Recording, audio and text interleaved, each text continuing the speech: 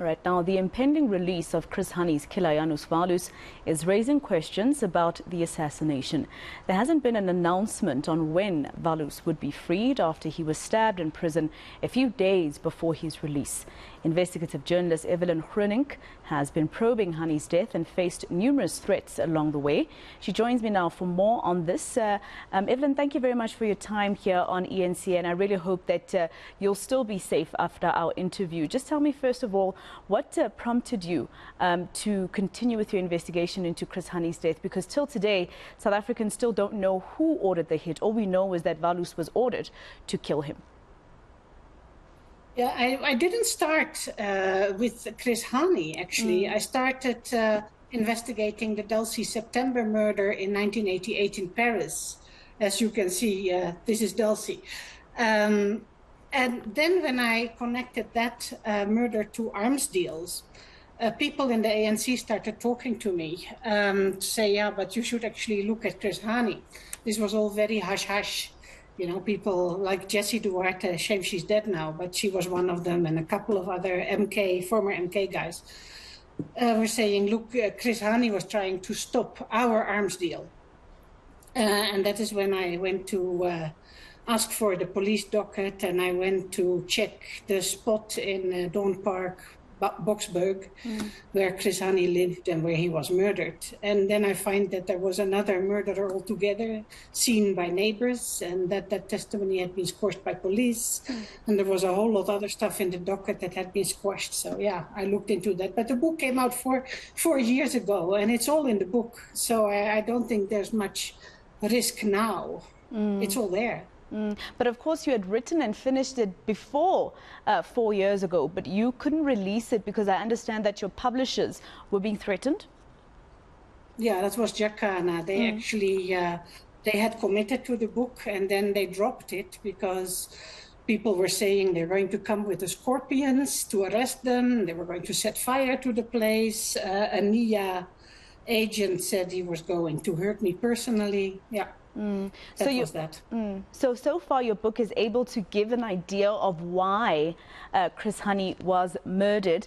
Does it say anything about who? Because remember, the ANC, SACP, COSATU, many South Africans and the Hani family have been saying that Walus should not be released on the basis of the fact that the TRC said he should tell them who ordered him as a hit for Chris Hani's murder, and because he hasn't revealed that, that's why they're saying they're feeling uncomfortable with his release. Is your book able to give you know, a few names of who might have been behind the order? It would not have been one person, but one or two people stand out. It would also not have been hundreds. You're looking at things that are discussed on those levels, usually just 3 or 4 very highly placed people and then some subordinates along the way. But one key character that stands out is Walus's former employer at the time, a trucker, Peter Jackson, who was a sanctions-busting businessman. And I understand he even opened a case at the police station, I think, against you, this Peter Jackson. No. That was Vito. That was Walus's brother, who was also in with the military and military intelligence. But it was Peter Jackson who provided Walus with a truck.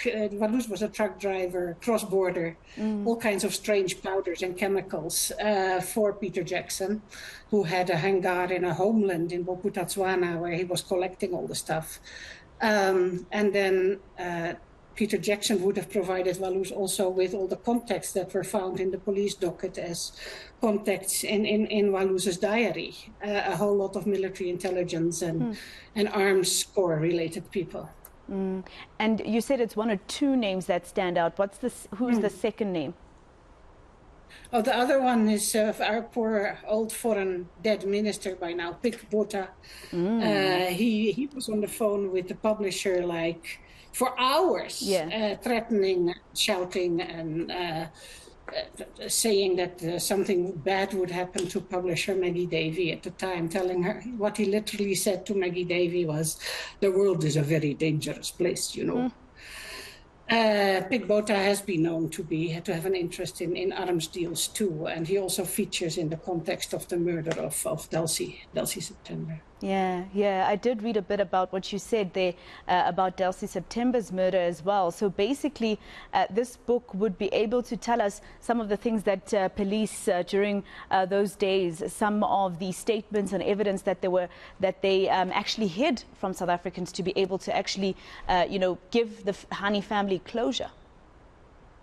Yeah, what happened was, it was very interesting when I finally got access to the police docket, which was a lot of work, but thanks to some, there are some comrades of integrity here and there that will help, and I got a lot of help in that respect.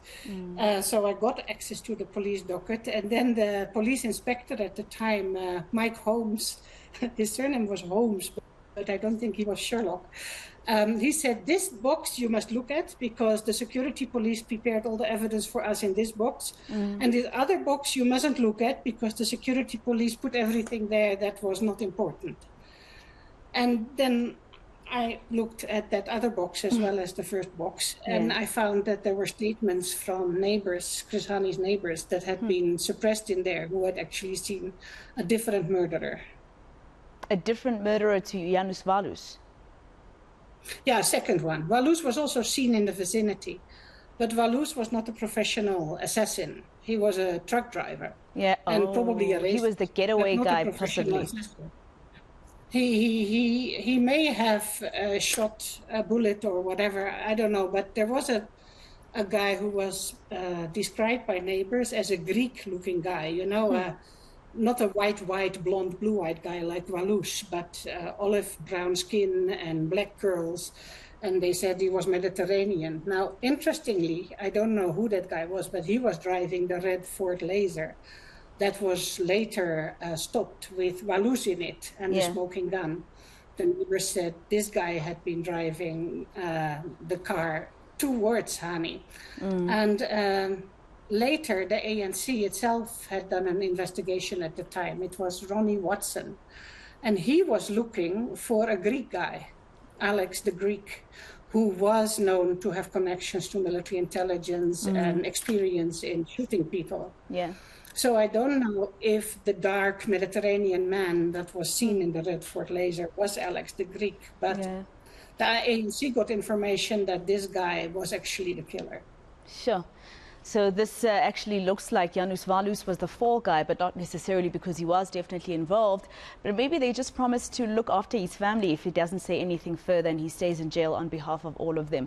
I hope that I am able, or you are able, to send me a copy of your book, because I really would love to finish off reading it. Thank you very much for speaking to us. That was investigative journalist Evelyn Groenink, who actually investigated the murder of Chris Hani.